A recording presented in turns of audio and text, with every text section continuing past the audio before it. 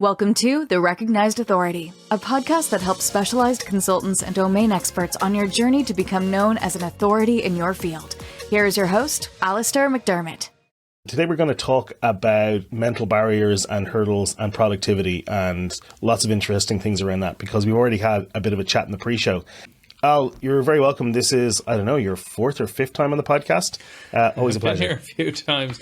We have so much interesting stuff to talk about. We always have these conversations and go, oh no, we should have hit record, damn it, you know. Yeah. So just for context, for the listener, like we know each other for years now, probably decades at this point. We have a call on a regular basis, maybe every 2 or 3 weeks, depending on our schedules. And yeah, so sometimes those calls are very interesting. And that's why I wanted to get you into the recording studio and just record some of the stuff that we're talking about, because I think it's really interesting. I do have one thing I want to do before we do that, because this is the first time on this podcast I've ever done this, but we have a sponsor. So I want to do a sponsor segment. So this show is sponsored by Authority Clips Daily. And why this is different is because it's actually an offering from me and my team. So Authority Clips Daily is a service that takes your long form content like Zoom calls and podcast recordings, podcast videos, and turns it into daily clips that can go out in your social media. So that's something that I've been working on for quite a while. And Al, you've given me some great feedback on it as well. So I appreciate that.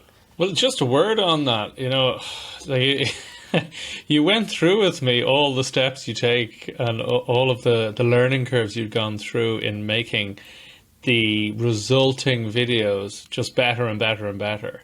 Mm-hmm. And the amount of effort to get to that level of quality is really quite something. So, I think you're very generous giving away the outline of how people can do it themselves, because I think after they read it, a lot of people think, oh, it's easier just to outsource it to you and your team.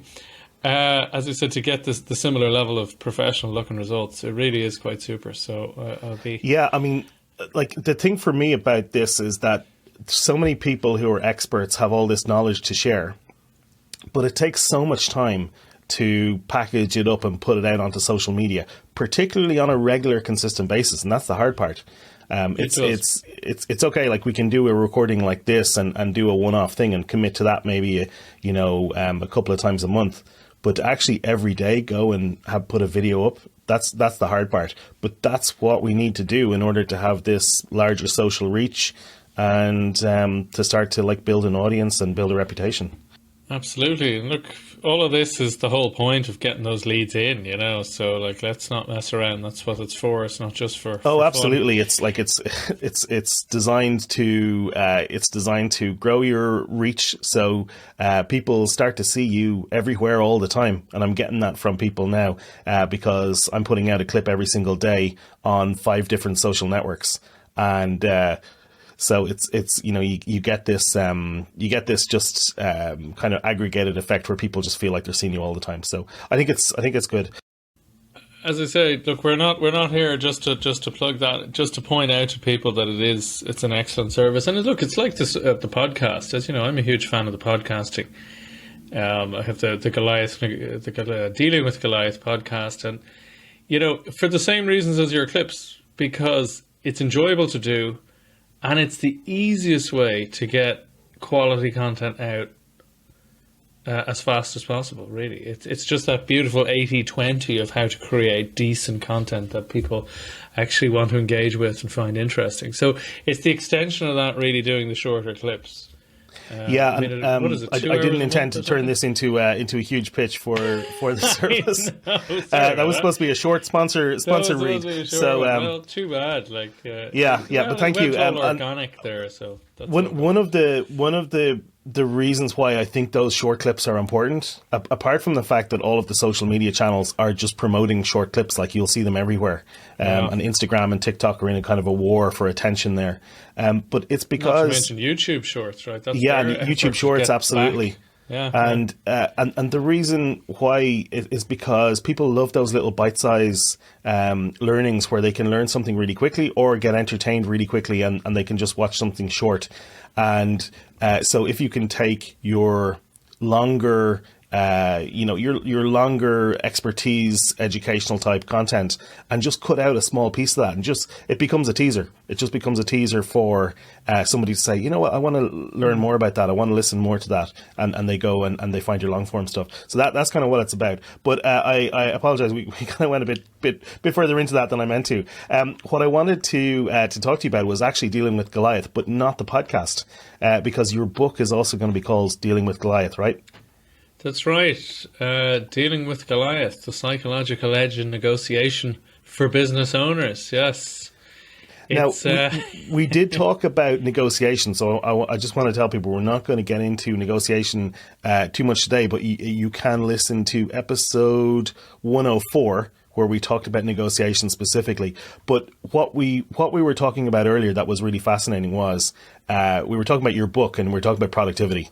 And that's what led us down to a rabbit hole that said, hey, we got to get in and record it, right? So can you just tell me a little bit about your recent thinking around productivity? Yeah, so I suppose it's recent experiences around it as much as the thinking. They're one and the same, you might say. In that I was recently watching a video, again, a short video. I think it was 30 to 50 seconds, something like that. I think it was on LinkedIn I found it, that brought me to a longer video, 10 minutes on YouTube. But I knew the context and what was going on. It was from the Flow Genome Collective, if anybody knows that. So the Flow Genome Collective do all this research into flow states, where people are, all that stuff where people say like they're in the zone, they're in the pocket. They have all these different phrases for it. But it's where you're hyper-focused to highly productive and or highly creative, depending on the domain in which you're a flow state. And it was called flow because in the original research, that's what people kept calling it.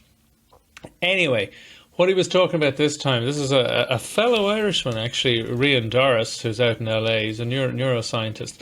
And he works with Stephen Kotler, who's known as the author of many of these books around flow, The Art of the Impossible and various other things. I can't remember half of his other books now, but he's quite an excellent writer. But this Rian Doris chap was talking about morning routines for productivity. Mm-hmm. Now, this is a big thing that, Tim Ferriss and all these other, what's your morning routine? And it's all very go-getter stuff. And what's interesting that he was talking about people often in a lot of realms fall into one of two camps. On the one hand, you have the kind of the biohacker ones who are everything's optimized, and they're doing their breathing exercise and their yoga or their fitness routine first thing out of bed, and then it's all nutrition this and all the rest of it, and that has its benefits, but often people can go overboard, and it can be hours before they even start their actual work day. So it's not maybe brilliant for productivity. On the other hand, then you have all the people who, as you said, when he went out to LA and through the flow research, was starting to talk to these massively productive either athletes or massively productive billionaires, like these people, just particularly the business side, who are being just crazy level of productivity, what they're getting out of their day. And yet they did none of this. They had none of this sort of, yoga smoothie starts to the day or any of this sort of stuff. Instead, they literally got straight out of bed and straight to the computer. Now, that doesn't sound terribly healthy. But what was interesting was they got vast amounts done in that first 90 minutes to 3 hours.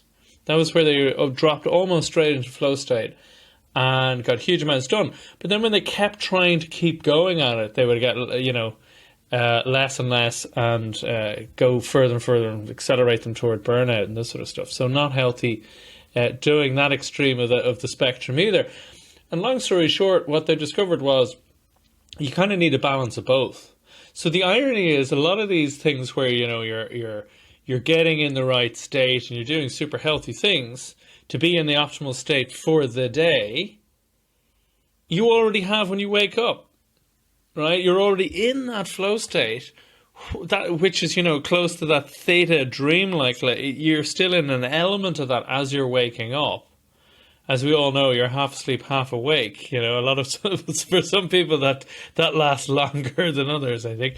But it's that which you can actually channel by getting straight to the task at hand. Now, it's important, as I said, and I've been experimenting with this for the last while, and I have to say, it's really shot my productivity up, and it makes me feel like I've got a whole lot done.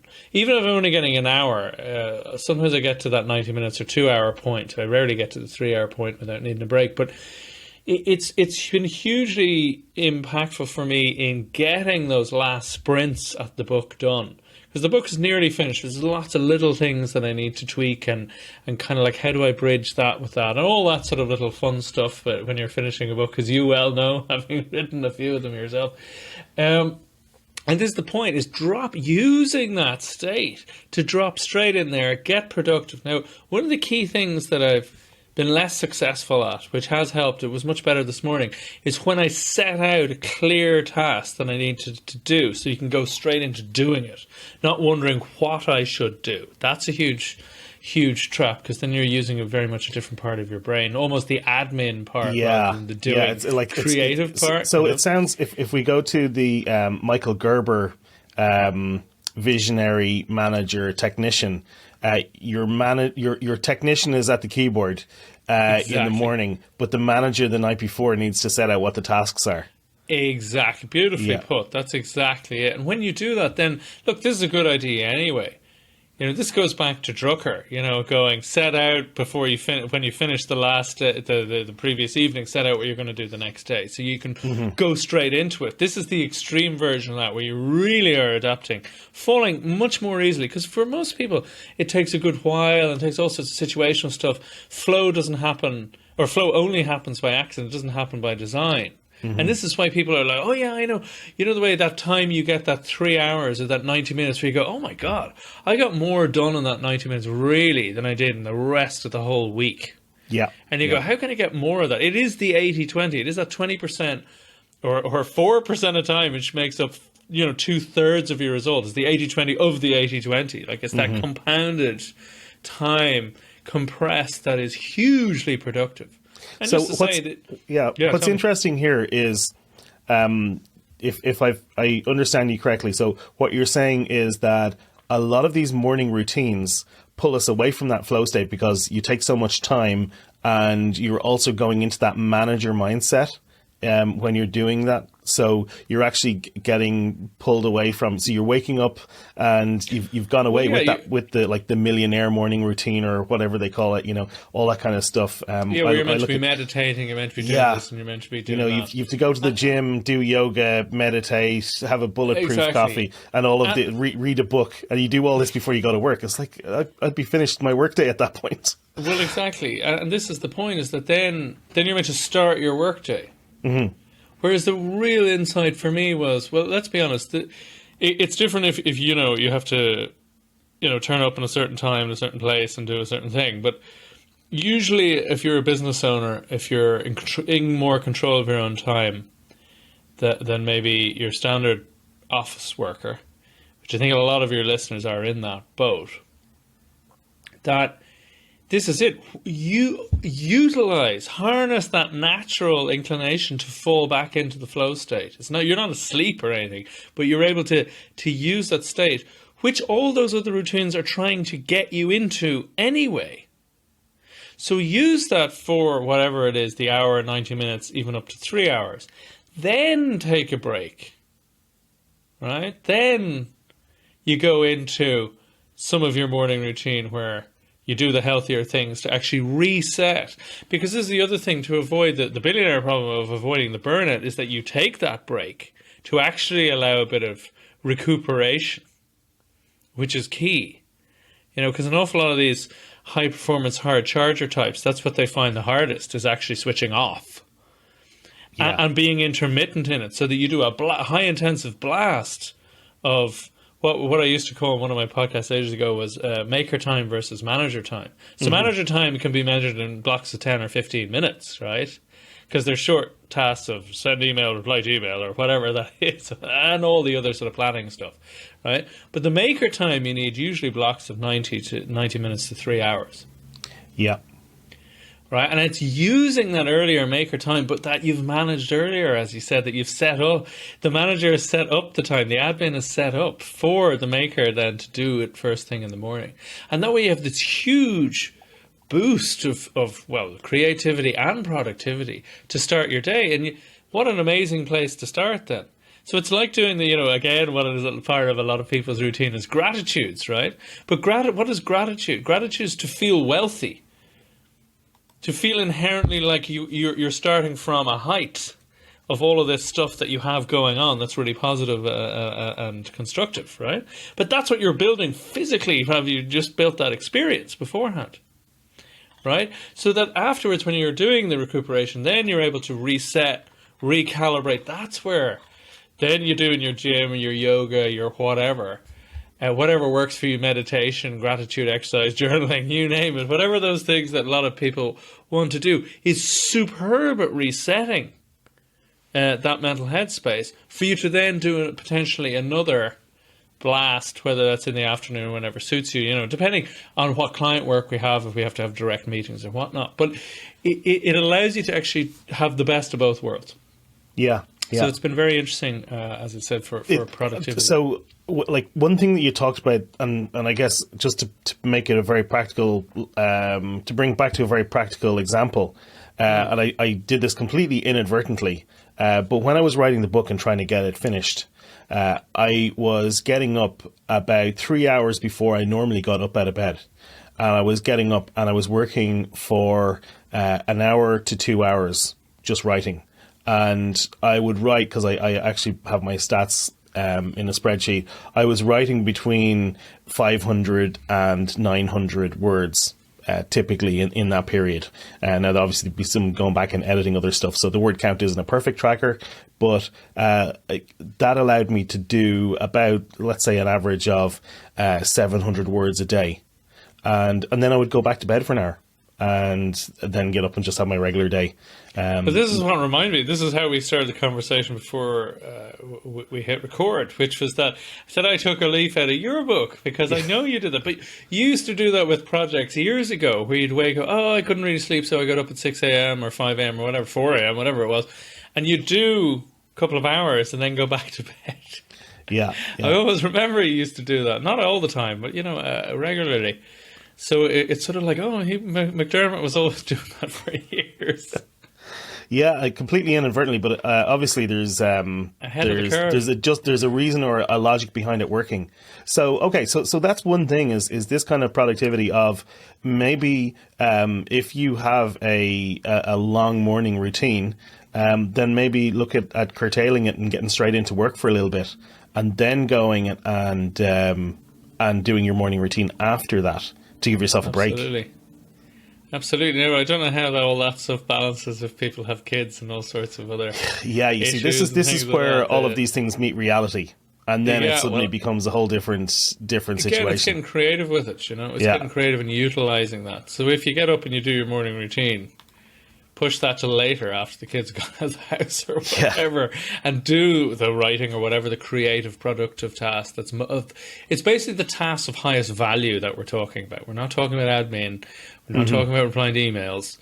It's all that stuff which should be left till later anyway. In the kind of the Perry Marshall universe, these would be your $1,000 an hour type tasks or more. Or $10,000 an hour tasks at times. Yeah, absolutely. It's just, look, a lot of these people that we know, like, and trust tend to talk in similar conceptual terms, as Perry calls it, Renaissance time. Later, when you're reflecting and you're planning, has its time as well as the admin time. As I said, but the maker time is key, as you were saying. And you've always set aside time for that, and almost naturally you fall into those states. So it is quite fascinating that the research it's coming from the point of view of having been a software engineer. As a software engineer, the cost of context switching, so changing between different tasks, is incredibly high because you're trying to keep so many different details in your head. And so you really want to concentrate. And this is why software people hate being interrupted by meetings and things like that, because, they start out their day, they're just starting to get get something going, and then it's time for the morning coffee break or the stand-up meeting or whatever, and then they're just getting into stuff, and suddenly it's lunchtime, and then there's a team meeting in the afternoon, and it's like they feel like they've got nothing done because they do need that uninterrupted block of 4 hours, 5 hours sometimes, So, absolutely, and it takes a good manager to know that you either have usually those meetings to clump them in the start of the day or the end of the day. So that the middle time is just open for them to just, do their creative work. Absolutely. It's that awareness in the maker manager versus manager time that we talked about. Yeah. I also think that there's something that you can do there to make context switching less expensive, to make it faster. You can, I know that some people, when they're writing, they say never finish at the end of a paragraph or something like that. Always finish mid-sentence because that will bring get you back into it quicker. So I guess there's tricks like that you can use. Yeah. I mean, that's an interesting one on the idea of open loops. Like in a lot of good marketing, there's these open loops that start at the top. Same with good storytelling, whether it's a series or a movie, that they open these loops that you want closed. So that the human mind wants closed stories, closed loop. It's like when you have ideas running around your head and you have insomnia. One of the ways that you can actually usually get back to sleep, not foolproof, but it often helps, is to write it down, whether in your phone or on paper. And that way your brain goes, oh, it's outside. It's now been captured. The loop is closed for the time being. I can now relax and go to sleep. But you allude to something really important there, which is the domain switching. And as he said, you were right. You even 10, 15 years ago, you had, maybe software engineers have a more acute awareness of that. Because so many people don't. They think they can multitask and they're task switching. All the research shows that we can't really do that. We're just, skimming along the surface. We're not able to go to any depth when we're task switching. In some ways, it doesn't matter if you're just answering emails, because the task is relatively light, depending on what you're trying to say in the email, right? I presume. But with anything of any importance, this is the disaster of distraction. And this is really what we're getting at here, is that, when you're distracted, it's costing you that depth, and that depth is the value that we need to be focusing more and more in, because all the thin stuff increasingly can be done by AI. This is something I've been saying for the last 10, 15 years, is that we need to keep focusing on where we add the value that AI can't replace. What's further away from what AI can replace? Right, and it is the deep work. It is that creative connections, that symbiosis of different ideas and concepts, and all the rest of it. The unique cross section of our expertise to help our clients get particularly unique results. All that sort of good stuff. That's sort of the area that we keep needing to come back to as a question. Say, well, how much of that have I actually created for me or for my clients today, this week? How much have I really could have, as I said, outsourced to someone? And now that outsourced to someone is, maybe we're still at the basic levels, but how much of those things could be outsourced to AI that could free us up to doing the deep work? I suspect a lot of people are actually a bit more, it's easier to float around the thin stuff. You know what I mean? Yeah. People seek distractions because of discomfort. But you can also get quick wins.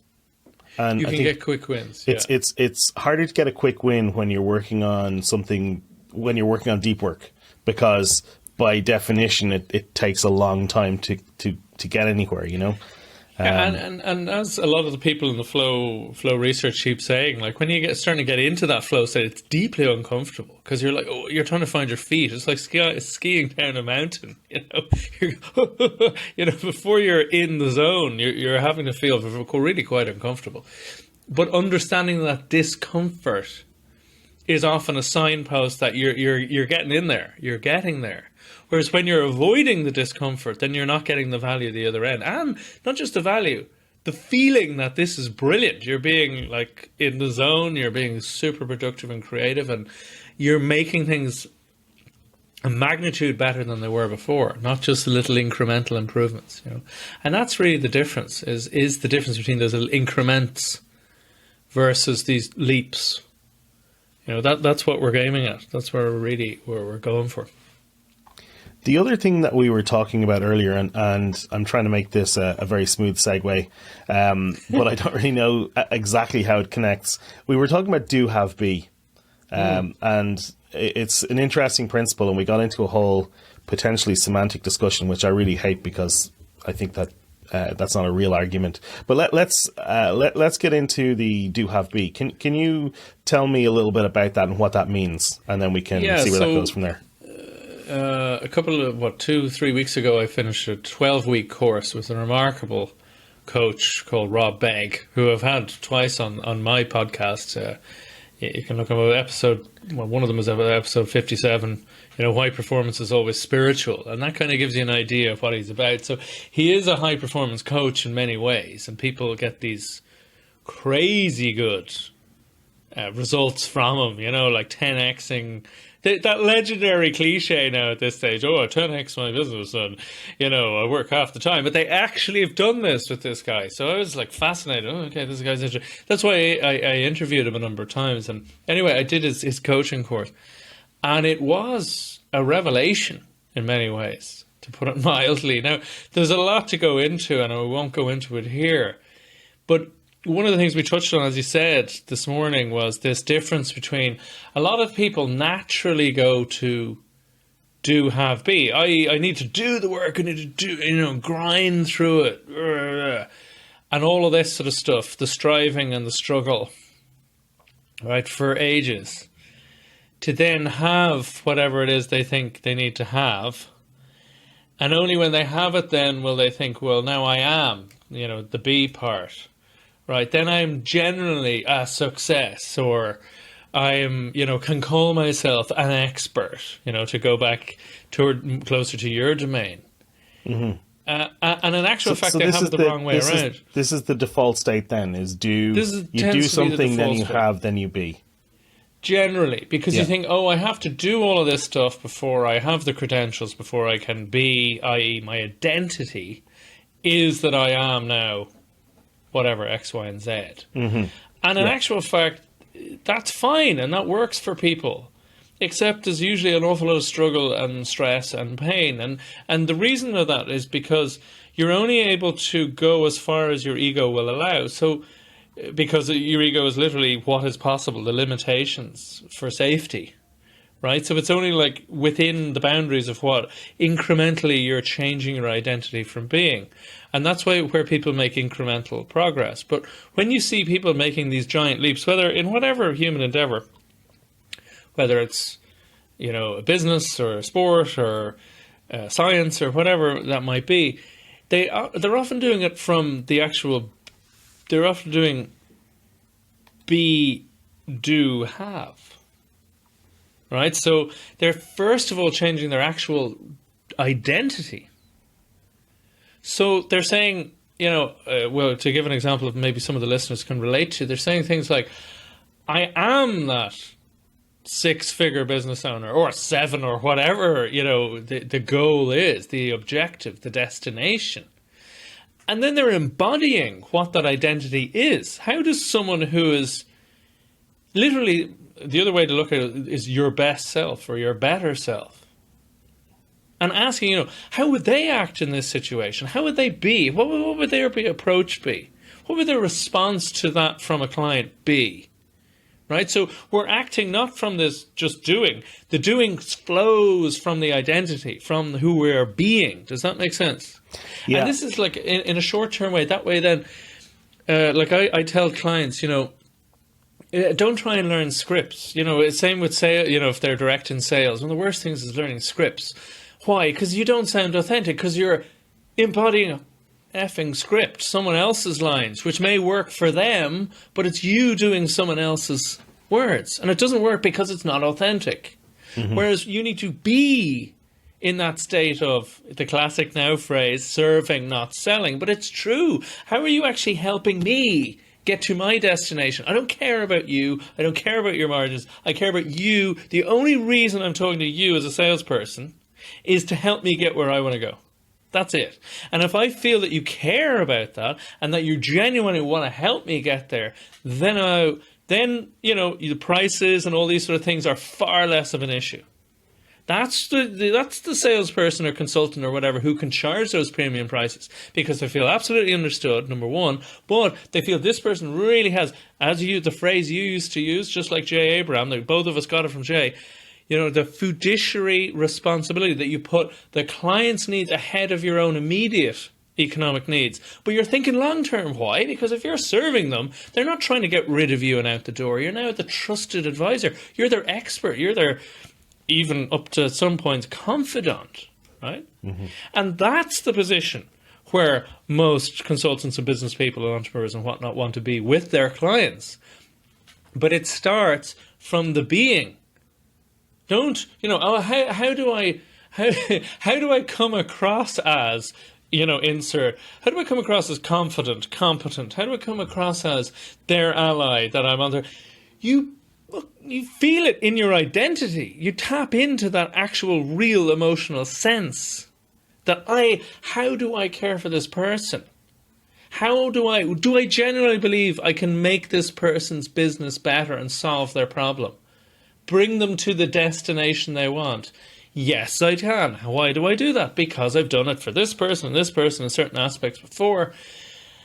That's the emotional resonance we need. That's part of the identity. It's the feeling of that identity, right? It's not just a cold intellectual thing. It's the feeling of that identity. Just like, how would, on my best day, how would I have reacted to this scenario? That's then moving from the identity, you're moving into action. And it's not like we're saying we sit in a cushion up a mountain and just be things the whole time. That's not what I'm saying at all. I'm saying and this is Rob Begg's thinking, which I'm adapting, and making my own as well, but it's mostly Rob Begg's stuff. But I'm living this stuff at the moment. So I've been hugely productive in those 12 weeks and since, on a whole load of range of projects that had been sitting on the shelf, or been sort of tapping at, but not really going hardcore at. And that's what's changed for me, is that you're acting from a sense of identity. This is who I am. So I'm doing this now. Why? Because that's what a 6 or 7 figure entrepreneur / coach / consultant would be doing. And you don't need to think. There's far less barriers. You're just acting from a sense of who you are, this newer, better sense identity, and it's still authentically you, right? It's still you. This is where we got into an argument earlier, because to me, what this sounds like you're saying is fake it till you make it. You see, and we one of the from talking this through beforehand, the fake it till you make it is when when you're feeling really confident, like genuinely confident. You're feeling like, yes, I'm really contributing to the client. That meeting was really helpful. They got a new understanding, and then they got clarity on the destination, and they felt the value I brought, and it was all just great in so many ways. Great. That's when you're authentically being that better version of yourself. If you feel like you're on an upward improvement slope, right? Great. Mm-hmm. When you have suddenly then those setbacks where you feel the dreaded imposter syndrome, that's where you fall out of that identity and in actual fact feel like you are a fake. And this is where the fake it till you make it. Because what the fake it till you make it is just stay in that imposter syndrome. Because one day you'll be. Right? Just keep doing.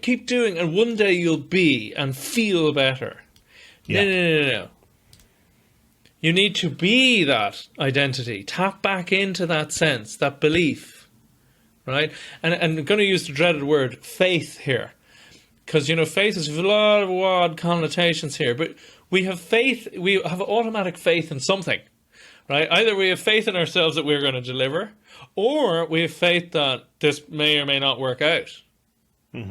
There's a huge level, it's a 50-50 thing in probability, or there's a faith that, I'll be found out, if you're really embracing the imposter syndrome. And that's the point. You feel like it's reality. By the definition of faith, is you feel the belief is true. It's just another label on belief indicating a reality. There's a great book on a whole collection of the scientific research around expectation. It's called the expectation effect on the scientific level, right? Of research, psychological and sociological phenomena around this, right? And it's called The Expectation Effect. Excellent book. And basically it's summed up by this, that people don't get what they deserve, they don't get what they need, and they don't even get what they want. They get deep down what they truly believe and expect to get. So if you move that expectation, then you're resetting where the destination is, where you really think you're going. Okay, so to try and summarize or put a bow around that, really it comes back to, I don't know, is it self-belief? Trusting. I mean, for me as an engineer, I would prefer to say trust the process rather than have faith. That's just my kind of... Absolutely, my and I would have before, but I've gotten more comfortable with that language. But the point is, we're still talking about pretty much the same stuff. Mm-hmm. Yeah. So, okay, so we're talking about, like in the context of this podcast and people who I'm talking to, where they don't already have a profile. They're really great at what they do, but they don't have much of a profile. So they don't have much of a reputation, they're not an influencer, but they want to get to that place. Now, they probably would not use the word influencer. In fact, that would probably be a negative for them. Let's not use that word. They want to get to a place of being a recognized authority. Again, another word some people like, some people don't, is thought leader.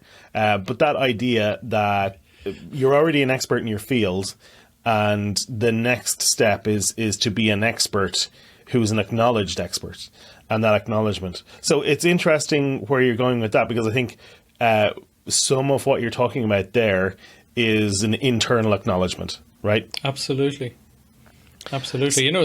We all know that person who's excellent at what they do, but they don't even realize how special it is, and that's really quite nice. And it's almost charming in that they're quite naive about how brilliant they are at this thing, and that's often because they just it comes quite easy to them. It's the Dunning-Kruger effect, that beginners think they're better than they are at something, and experts, because they know so much, they also know all the gaps between their knowledge and the imperfections in their knowledge, which people at a beginner or intermediate level really aren't aware of. So that's why they actually degrade or downgrade their level of expertise. But it is that ability to realize, as I said, that sense of identity, that I am sufficiently expert at that. And one of the ways I do this with clients when they're in a negotiation, often because they're feeling lesser than, as you know, it's called Goliath for a reason, because they're feeling like the David party in the struggle or in the interaction, is that you deal with facts. So yes, I grab the identity and all that sort of stuff, but I'm not saying this isn't wishful thinking, right? There's a big difference. Oh, that would be really great to be. Oh, I'd love that. It's like, yes, but be that, work on that, build that. But you probably look back and go, oh, that's kind of what I've been doing, but I've been looking at it in a different light. Okay? Because you're saying, I'll feel like that expert at the end of the journey. Mm-hmm. And I'm saying, no, you bring that sense that, yes, you're on this upward curve. Yes, you're building to this destination where you're getting better and better and better. But again, think of it like almost the cliche, but it's so true. Roger Bannister, right, ran the 4-minute mile, 1950 something or other.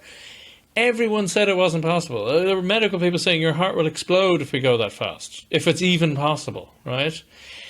After he did it, first of all, and reading the story is quite interesting because he envisioned it. He said, oh, I believe it's possible. But then he used logic, not just pie in the sky stuff. He went, well, it means each mile I need to be going at this speed, and okay, and then he trained for the first mile to do that, and he trained that the second that he'd be able to hit that, and so he built up to it. It wasn't just like one day he turned up and did this amazing thing no one had ever done before.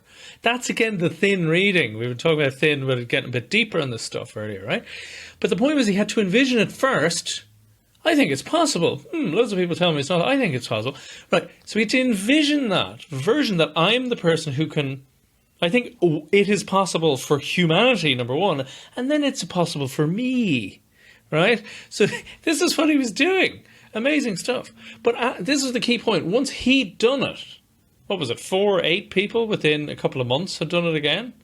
It's still not an easy thing to do, But, college athletes regularly do this, right? Okay, But so this is the point. knowing it's possible is different. Exactly, because then it's, to a certain extent, it's the difference between, writing Stairway to Heaven and being able to play Stairway to Heaven. Once it's there, it's still amazing being able to do it, but it's not writing the thing, okay? But this, okay, it's not a perfect analogy, but it's the same sort of thing with, you're not it at the end. Again, Usain Bolt to win, to win the medal and to break the world records, he was still on that path beforehand, leading up to it all the time, every day. He was being that identity of the person who is most likely to win the medal and break the world record. But he's doing that like when he was 16, when he was 18, when he was 20, until he won the thing, until he broke that record. It's the same identity all the way through. So this Be-Do have... I'm just wondering, is this also why... Some people see. So I guess there's this line between confidence and arrogance. Yeah. And I think that maybe it's unfair, but I think that we could say that a lot of successful people are kind of borderline into that arrogance, and it's just really super strong self-belief. And when you're viewing somebody with that kind of super confidence, and you're not feeling that about yourself, maybe you can feel that goes over into arrogance. But it just strikes me that maybe that's the same thing. It's that self-belief.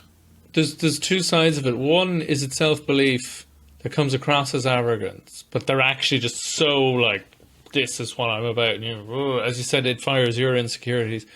Or is it delusional? Because equally you have huge amount of successful people who've done these amazing leaps, but they're actually have a nice level of humility about it. Oh, it wasn't that big a deal. And it reminds me a little bit of, do you remember Tom Hanks in Apollo 13? He says, I think it is to his wife or to his kid, they're sitting there looking up at the moon from the backyard. And he says to them, it is amazing, but in actual fact, we just decided to go to the moon. As in, it's a decision. You see what I'm getting at? They decided it was possible. Then they worked out how to do it. And then they did it. Because but this is the point. They had to envision it and believe it was possible first before they could do it. Equally, you need to be that person. I can be, like Usain Bolt didn't suddenly only believed he could be the record holder when he finally broke the record. No. He believed he could do it all the way along because he was being it, doing it, and all that until he finally had it. But he didn't change. He is that person. That was the point. So this is how you make these leaps.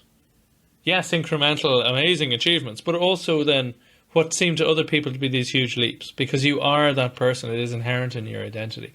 And the easiest way you can start tapping into that is, look, you and your best day. We all remember when we cast our mind back, where we just did a blinder, as we'd say, or just excelled our expectations, where we were in the zone, we were able to just feel that otherwise really awkward question and turn it around to an amazing insight for the client, where they're like, wow, I never thought of it like that, and again, they're getting huge value, and you're feeling super, and they're feeling super with that they brought you in, and this is a great decision, all that sort of stuff. Tap into that energy. That again, I don't want to sound too woo-woo here, but it is that emotional state of that identity that we're talking about, and act from there. So the question is, on your best day, what would you do? On your best day, how would you act? What would you do? How would you be thinking about this? We're going to have to leave it there, but I want to ask you, when is the book coming out?